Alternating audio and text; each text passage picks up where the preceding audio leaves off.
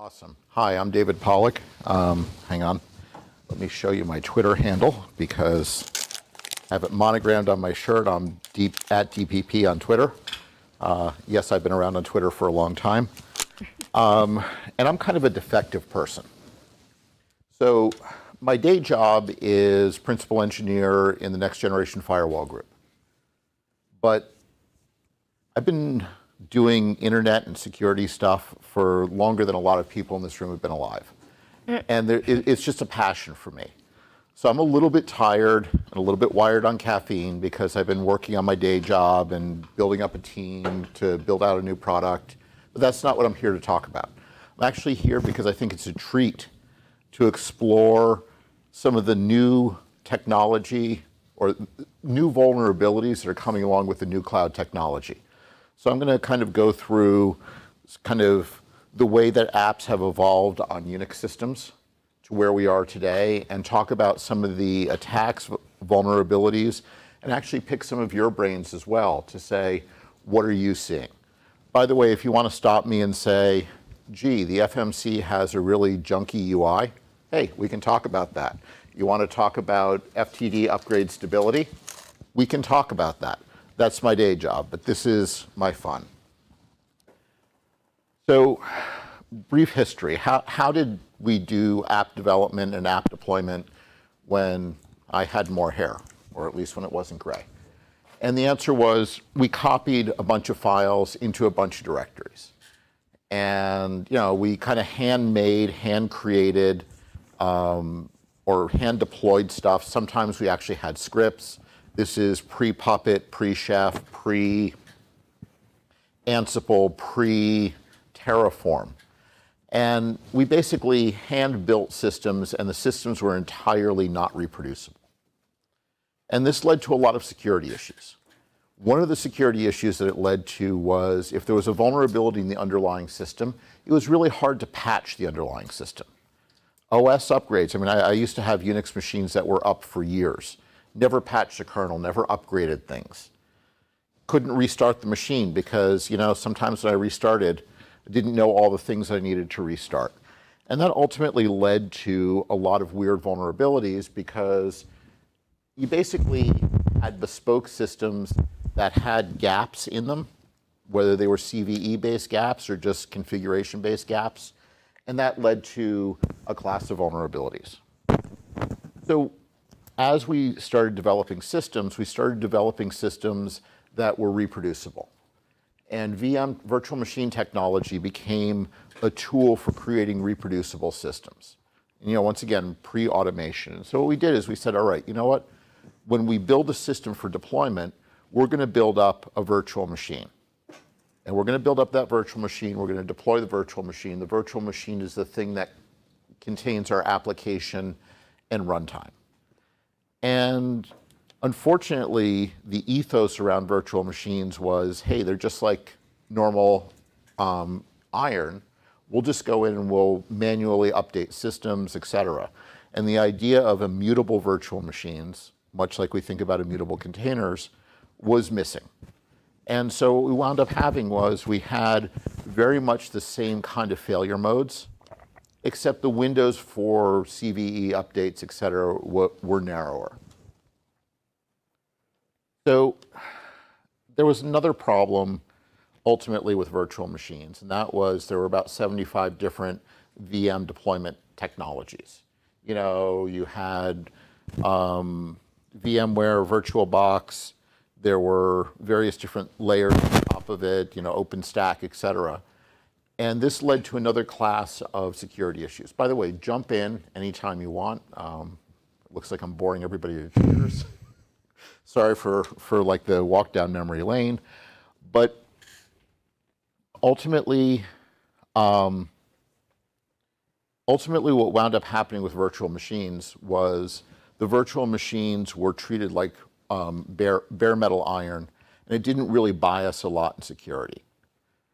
Along came containers, along came Docker, and the Docker was a beautiful UX on top of existing container technology, LXC, and some of the C groups and other stuff. But the UX itself, the thing that developers interacted with, and the ethos of Docker said containers are immutable, so you don't write data inside your container. You write data outside your container. There is a single deployment image, and that image is should serve a single purpose. And that actually came at a very good time because that was all, Docker kind of was on the upswing during the same time that we had microservices on the upswing. So it's like, okay, we can take these two things and, you know, CIOs, VPs of engineering, we're hearing things in both sides of their ear, microservices in one and containerization in the other.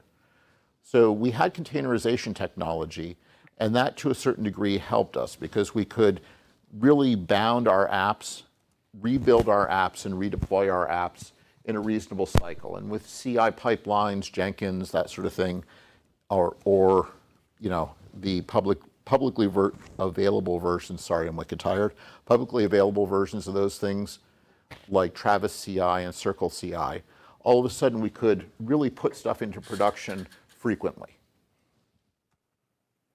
But the problem was that we still had and how many platforms do we deploy it on?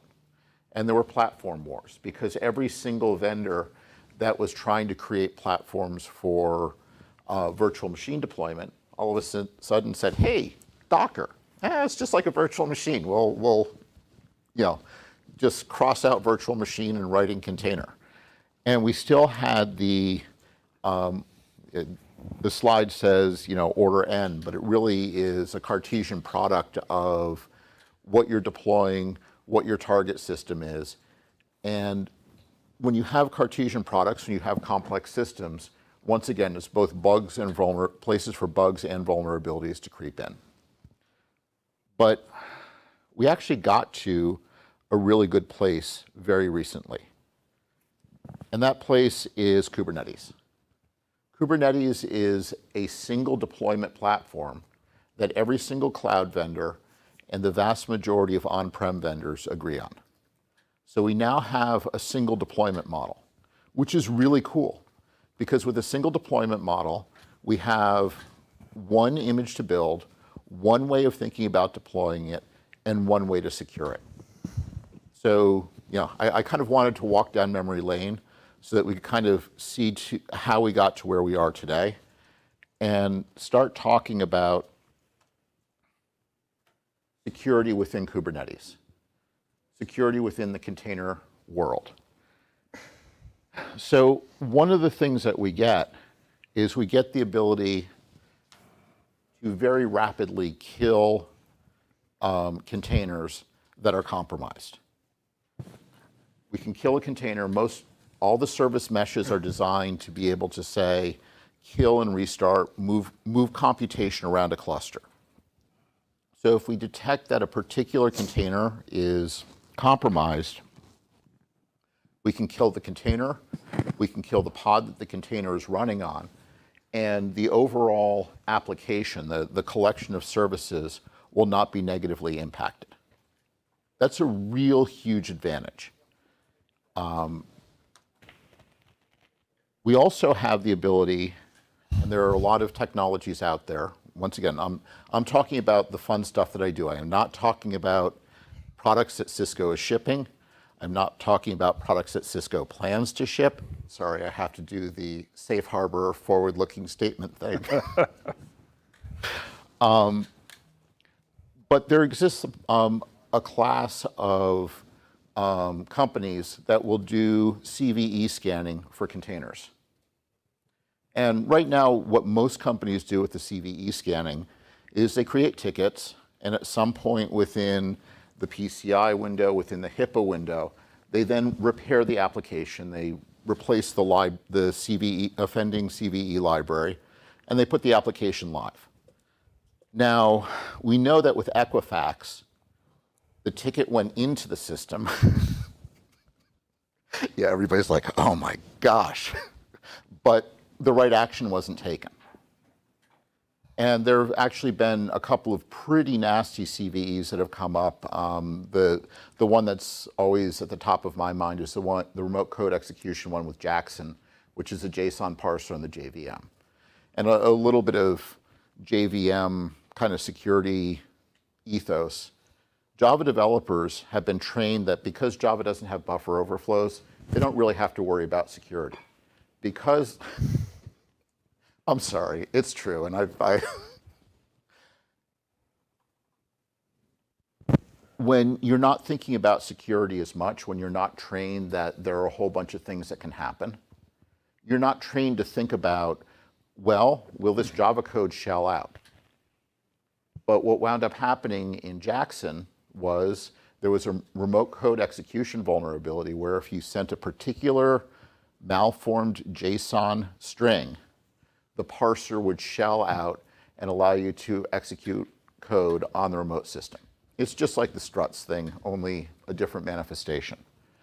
Imagine if you could put deep packet inspection in a sidecar on your Kubernetes cluster, know what containers were coming up, and were able to just put very lightweight rules that would block block triggers for CVEs in the containers. That's, in my mind, a very interesting new world, because it's taking technology that we're used to, or it's taking technology that is designed to protect people from downloading bad things, and starting to apply it to machines that are receiving bad input. What else can we do? We saw a really cool demo of Cisco threat response.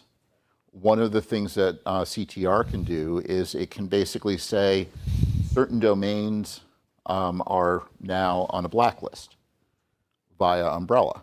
So any DNS lookups for those domains wind up not pointing you to the IP addresses associated with those domains. Imagine if, go ahead. So a question on that. I've observed that bad guys or hackers are using algorithmic domain generation. They're just generating tons and tons of probably malicious domains, but they're not really human readable, and a lot of them immediately get a Let's Encrypt certificate.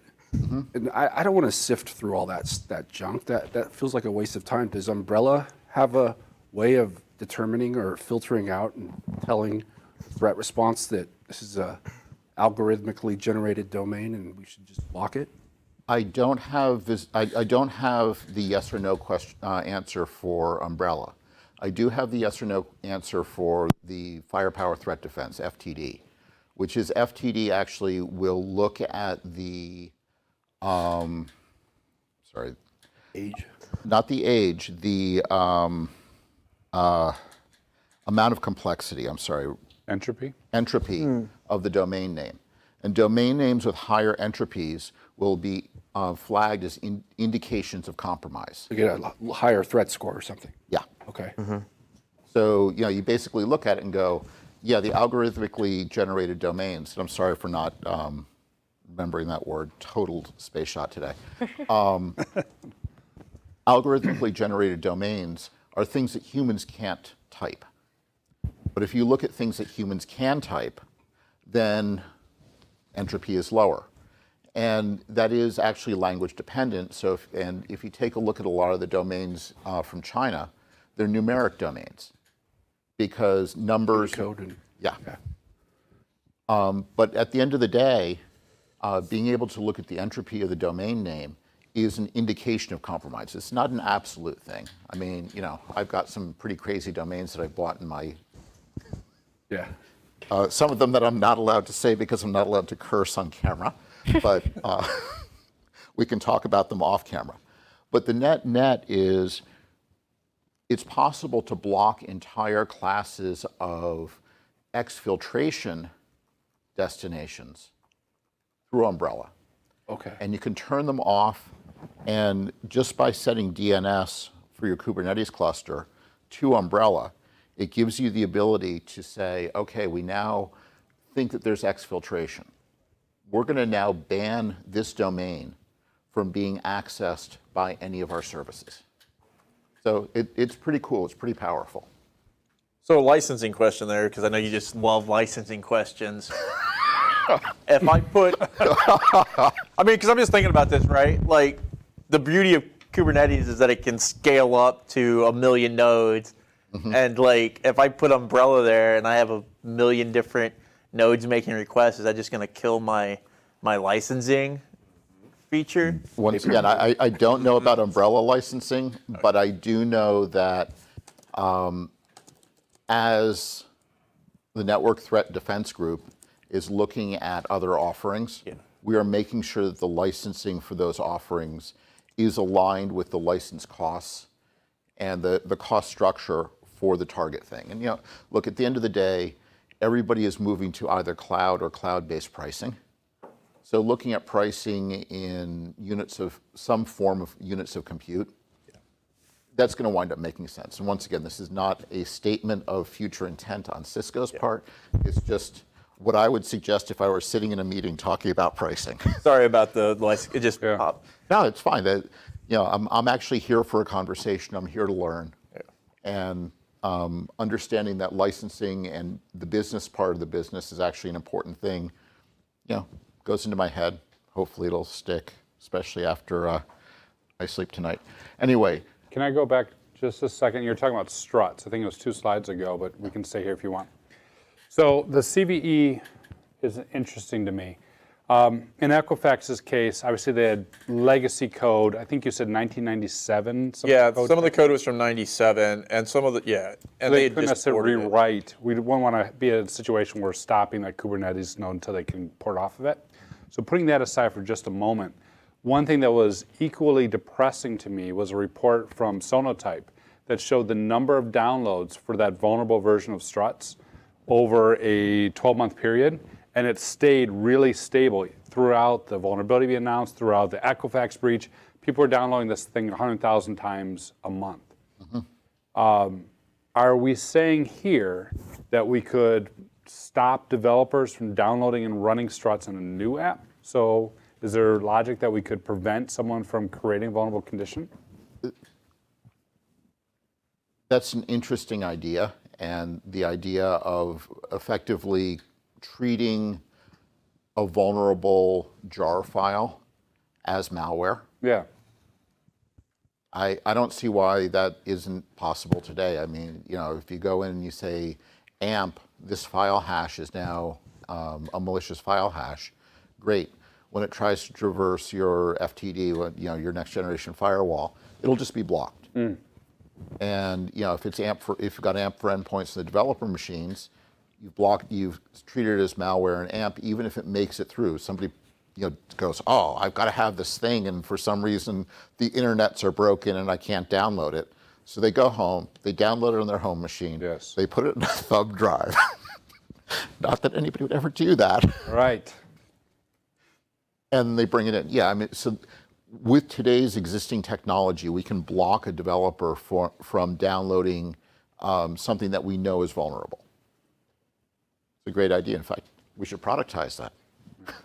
So, you're going to walk through how Snort works in this environment versus like why you wouldn't use Claire or something here? So Snort is the deep packet inspection engine that I'm most familiar with. How is Snort going to detect the struts vulnerability here? So because you can detect what vulnerabilities exist in each container that's running on your Kubernetes cluster, you can say, here is a container that has a vulnerability. I know what kind of malicious traffic can trigger that vulnerability. I will put a simple deep packet inspection rule in to say if I receive, for example, going back to the Jackson vulnerability, if I receive a malicious JSON payload that matches a regular expression, I will just drop that traffic and not allow it to pass to the target. So you're using Snort as an IPS, not an IDS in this? Exactly right. Okay, right. sorry. That was my misunderstanding. Yep. So no, it's in IPS mode, but if you're running on a Kubernetes cluster and you're running Snort in a sidecar, the footprint has got to be really low. You can't have a very large rule set. and the rule set has to be adaptable or automatically adapting to the stuff that's actually running on your cluster, rather than the, what is it, 430,000 rules that Talos currently publishes? I don't know, some big number. Something else that can be done. Snort is inline. Snort 3 is actually programmable with Lua. There is a lot of telemetry that can be collected. And this is, this actually could be as a tap rather than an inline. But all of a sudden, if you have a lot of telemetry that's being collected and it's sent up to the cognitive threat analytics cloud that Cisco has, the thing that powers encrypted traffic analysis, all of a sudden you can do behavioral analytics on your applications. You can say, what are my applications doing? Are they doing normal things? Are they doing abnormal things? With visibility across multiple Kubernetes clusters, you can kind of get a sense of certain containers that are running are associated with certain traffic patterns. Is a container that I'm running now associated with a different traffic pattern? Is that an indication of compromise? I don't know. It's a very interesting question. So looking at kind of Kubernetes last year, it was a mesh kind of per data center, a mesh per cloud. One of the things that's happening is with Istio, you can actually have aggregated service meshes, which is great because you can say, okay, I need a service, find me the service at the right place for whatever my application is, for whatever the thing requesting the service. That's awesome, super powerful. Hey, I've just compromised a service. I don't even need Nmap. I can just go to the service discovery system and I can say, what's running? Tell me what the containers are, or tell me what the services are. There's probably ways of figuring out what the container signatures are. And with that information, all of a sudden, you as a hacker can figure out what containers have CVEs in them and how to surgically attack things in the rest of the network. So even if you've protected the stuff at the edge, if somebody lands, they have a bunch of tools given to them for free to do service discovery. This one I have no freaking clue how to guard against. If anybody in this room has any ideas, would love to hear them because I think that this is going to become an increasingly large problem. Go ahead. What about controlling the sharing of this information about the service discovery? So this gets into a very interesting balance. We ask the question, gee, why is the internet so insecure? Why do we still have, 35, 40% of our traffic going over HTTP?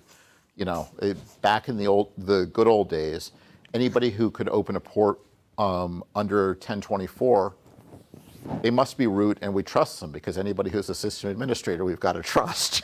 Yeah, also. Let's think about the routing as well.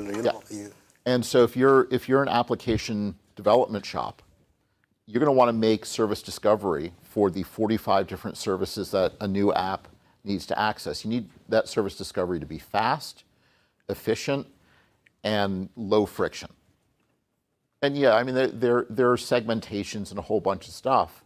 But if you talk to the network engineers who are used to working on segmentation by subnets and IP addresses and ports, they're in a whole new world.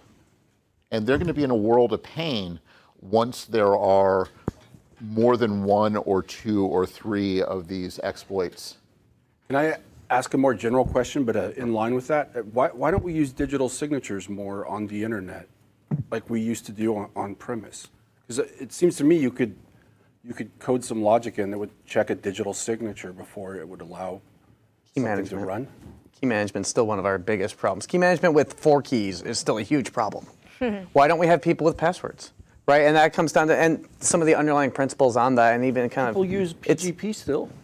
And they use all these other new tools. Yes, they do, sign even though it's things. compromised, right? But even we're talking about IPv4 in syntax there, right? With A, B, C, D, typically thinks of this stuff from an IPv4 standpoint. And we're 22 years into IPv6 original release, and adoption is still low unless we're Asia and On the parts flip, of Europe. And look what's happening. The Node.js vulnerability a couple weeks ago, NPM, sorry. Well, and the Kubernetes vulnerability recently. So when you ask the question of, hey, if we have a way to solve this, definitely an offline conversation, deeply, intently with a whiteboard, I think we could probably get somewhere with that. Although, what do you need a whiteboard for to write serverless? We need a whiteboard for the whiteboard. Oh, sorry, I thought you wanted to solve the problem.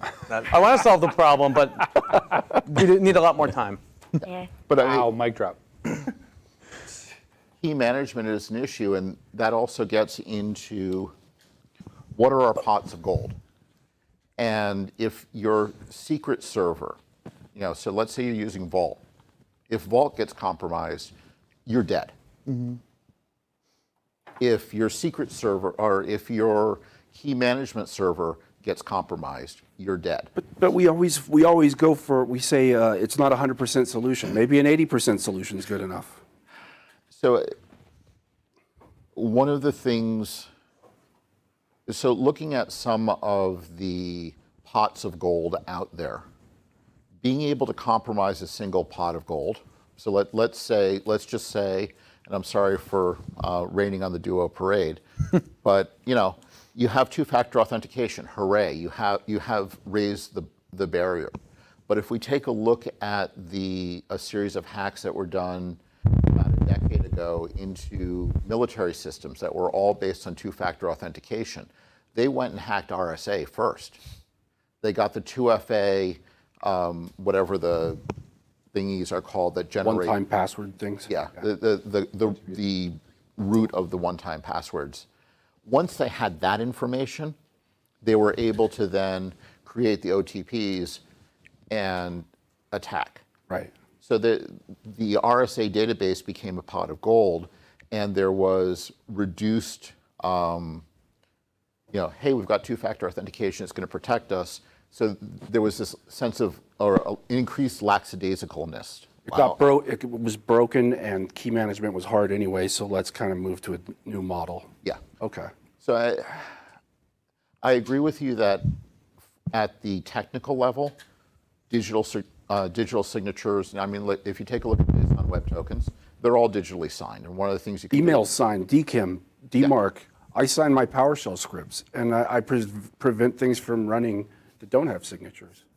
But when you're dealing with an organization, so what does Wells Fargo have? 45,000 developers? Yeah. Key management. Key management. Okay. Well, even still, the largest threat that we face in all organizations is almost every major administrative application you connect to has a self-signed cert that's not authorized, and you have to go and approve it. I wish I were not the case, and anytime you've got hey, we have a cloud-based application, you connect to it, yeah, that's signed, we're good. But any on-premises equipment often is self-signed, and we should talk to a big network manufacturer about shipping all of their new stuff with valid TLS certificates. Maybe we can find one that's based here. By one you mean all. We're in Silicon Valley. There must be one or two floating around. So anyway, I wanted to finish up by talking about some of the classes of attacks that I'm thinking about in the cloud-based world. Some of the ones, and I'll start with the ones that I really don't think apply. So ransomware. I don't think you're going to be able to do ransomware with Kubernetes. When you have a service mesh, it's actually designed to be resilient. So great, you kill a couple of nodes in a Kubernetes cluster. Whatever, you own them. Great. You're running at AWS. Hooray! We'll just kill those. We'll kill those cattle and start up some new cattle someplace else. Botnets. I don't think the cost or the value of landing on IP addresses and being able to use those IP addresses to do DDoS or spam email or that sort of thing is materially more valuable than just buying a bunch of cheap machines or using a bunch of cheap machines from the companies that are slowly being killed by Amazon and Azure. If you look on the internet, you can get a really big box with an infinite pipe for $40, $50 a month. Why are you going to like actually try to attack somebody's machine when you can do that? Business disruption. You know, can you take down somebody's business through a Kubernetes cluster? Now, if you can get as far as the backend data store, yeah, you can do business disruption. But anything short of taking out persistent storage, I think Kubernetes clusters and service meshes are resilient enough to be able to come back. And if you're doing something, if you're using Amazon's RDS, great. You know, you take out the primary database, there's an automatic failover that's going to restart. And even if the failover, you know, even if you manage to take out both the primary and the secondary, you know, you somehow do a, you know, drop all tables or something, and that replicates the secondary, you still have a backup, and most companies do backups very, very regularly. So the cost of the service disruption, you'd actually have to disrupt all of Amazon to be able to get to service disruption. The classes that I do see, financial transactions and data. So the breach that we saw this week with Starwood Preferred Group, 500 million customers' pieces of data, birthdays, home addresses, passport numbers, other, you know, other personally identifying information. There's going to be, I think, a fair amount of identity theft that comes out of that. And the interesting thing that came out yesterday, or it was early this morning, was the exfiltration took place over a 4-year period of time, which kind of indicates to me a broader issue. But I think, sorry, I've got to be polite, this is being recorded. But I think financial transactions and personally identifiable information will be something that, even with service meshes, there will be value in attacks. The second one is data exfiltration, which may or may not overlap with financial transactions and data. So Starwood was actually an exfiltration thing, but can you go in and cause transactions to take place that move money from somebody legitimate to somebody less legitimate, and then quickly enough cycle that money so that it comes out of the system? And you know, with Bitcoin, you can cycle money and bring it out of the system, or generate value that cannot be then repudiated. Stealing compute resources.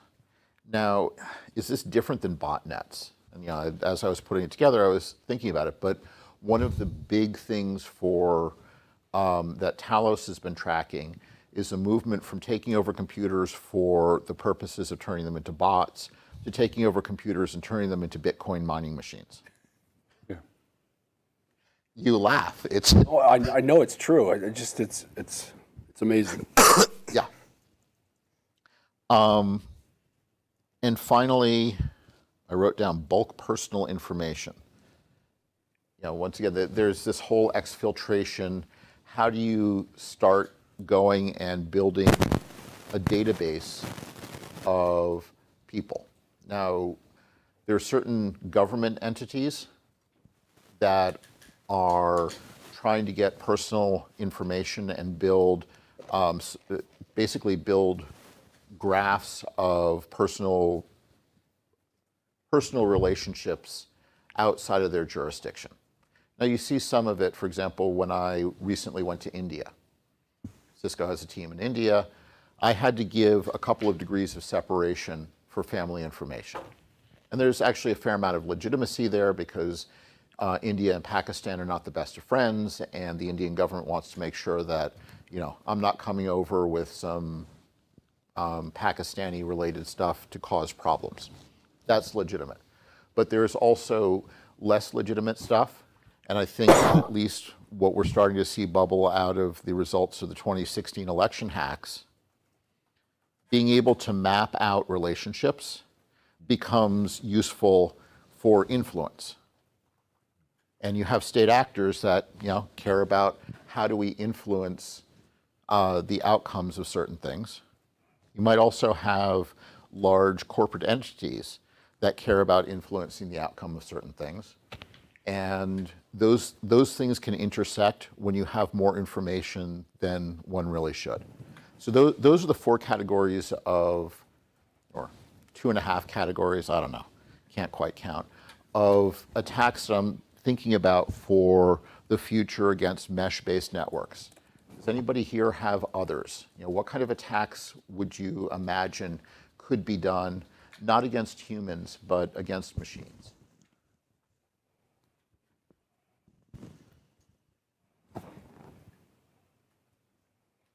I think in my experience, what you hit on at first is what I would see really taking off.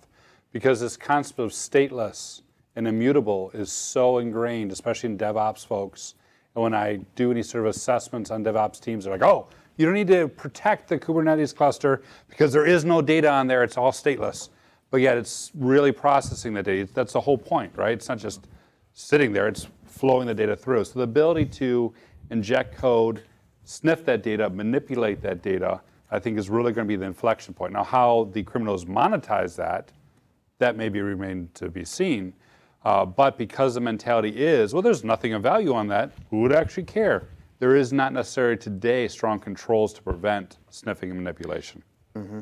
But I think you hit on a point that I hadn't thought of, but is like just totally rang a bell in my head, which is, can you manipulate information in transit? Yes. Yes. That one might be a very, very interesting attack vector, because first of all, I think it's going to be really hard to determine. Mm-hmm. You know, it goes back to the, can you siphon a penny off of every single transaction into your bank account? Yeah. So that's what we worry the most about, and we call it distributed denial of money. It's when you get into these things that spin up and down. Like, if you have a competitor and they want to spend a couple bucks and make a couple requests that isn't going to sit off your IPS and just run that forever and make your cloud bill go up an extra $10,000 a month, you know, you might not miss that, but at the end of the year, it's $120,000. That's, for most people, that's a full-time employee, or, you know. So it's what can be done. How do you monitor at this level when you're paying per execution? Right. How do you pick out what somebody's doing just to run up your bill versus, oh, that's a legitimate user? That's actually really interesting as well. I was thinking about the flow of a financial transaction siphoning money off, but you've led down another path, which is, how do I inflict harm on one of my competitors? And if I can inflict budgetary harm by moving some of their dollars to some of Amazon or Microsoft's bank account. Yeah. Amazon and Microsoft aren't going to really care about that attack. Well, they will, but you know, they care. Well, I shouldn't shade them. Darn, I shaded them on a live stream. I'll never. The problem if it's not a malicious request, right? Like if your competitor's a media company and they stream all their data out of a cloud, and you know it costs them something to stream, you set up your own botnet outside of that to just play their videos over and over again. And right, and in both cases, whether you're attacking the competitor, by asking a request and driving up money, or in the situation I was talking about where you're intercepting a transaction, maybe flipping a bit. I'm thinking money management where you're doing a buy and sell and you just change that number. But in both of those cases, the next step becomes very difficult, right? Whether it's what you suggested or what I suggested, when we get to forensics, how do you do forensics in a world where that instance may have been gone because it only spun up when you requested or when I did a trade, and then it's and you know, being able to trace, I mean, honeycomb.io is, you know, doing distributed system tracing. They're the leaders and probably in the infancy of being able to have visibility into what happens in this world of crazy microservices. So being able to hide a lot of needles in those haystacks, yeah, that seems like dead bang simple. Right. There was a DEF CON talk that talked to the opposite side of that, right? Using Kubernetes for your attack surface, because you can spin stuff up and then delete it, and then forensically it's gone, right? Yeah. Like, yeah. Okay, show me where that container is that you think did that SQL injection. Right. But just like virtualization, it made some things easier. But just like virtualization introduced a major problem around trying to analyze and ingest that traffic from VM to VM. And we started solving that problem, and suddenly, let's move everything into containers. And we have a new problem, and some people, it's not a problem until it's a problem. So once news articles and such come out of, hey, this was used as a massive attack vector because it's not a trust by design type of approach. It's a there's nothing in there, so you don't have to worry about it kind of approach. Then it just that's why you're looking forward to saying we need to solve this problem before people come knocking, with lawyers. Yeah. But it's open source, so it's free. You don't have to worry about it. Right? Yeah, it's free. And it's open source, so nobody's going to put malicious code in an open source package. We would never do that. We trust them. I can open the source code myself. Yeah. Just like a bash vulnerability Yeah. for 20 years. 1,000 eyeballs. So that actually raises another very interesting class of attacks that I was, if you land in one container, you do side channel attacks to other containers. And how do you do container segregation so that you have PII running on containers that are not running on easily landable containers? And I know that there is some segmentation on Kubernetes clusters, but at the same time, who uses it, and are there these, are there proper guidelines, et cetera, for the segregation of compute, so that even for the next Spectre meltdown, whatever. Hey, I've landed in this container. I'm going to start timing what the containers around me are doing. They've got the solution for that. It's called microsegmentation. But that serverless wrong again. We're gonna have to There's no servers.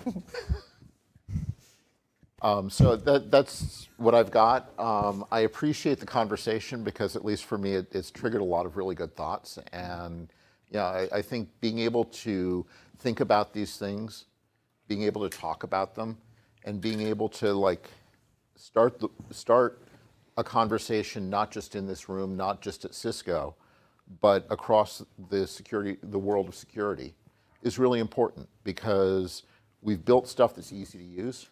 We've built stuff where we assume the best. We've built stuff that, hey, open source is never going to be vulnerable because the 1,000 eyes looking at, or 1,000 pairs of eyes looking at it. We've got to stop making these naive assumptions and start really thinking about how do we build security in as we're building things, so that we don't have to patch with Snort running as an IDS, or I'm sorry, as an IPS to intercept bad things. Not that I object to that, because that's what pays my paycheck. But I think at the end of the day, the world would be a much better place if there was enough security built end to end that we didn't have to have IPSs.